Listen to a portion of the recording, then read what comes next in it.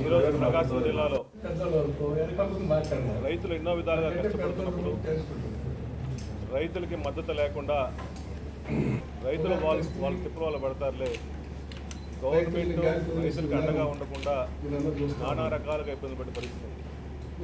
ముఖ్యంగా ప్రకాశం జిల్లాలో పొగాకు పండించే రైతులందరూ కూడా ఈరోజు లక్షలాది మంది పండించిన పంటకి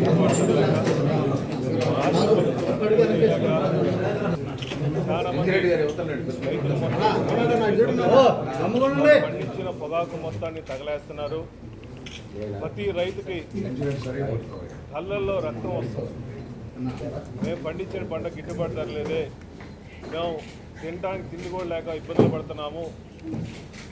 ఈ గవర్నమెంట్ నిమ్మకు నీరెత్తిన విధంగా చూస్తూ ఉంది, కానీ అధికారులతో మాట్లాడుతుంది, కానీ ఈ కంపెనీలతో మాట్లాడుతుంది, కానీ అట్లీస్ట్ రైతుల పక్షాన పోరాటం కోసం, రైతులకు మద్దతు చేయడం కోసం ఏ ఒక్క చర్య చేయకుండా అంతా అధికారుల మీద పడేస్తున్నారు.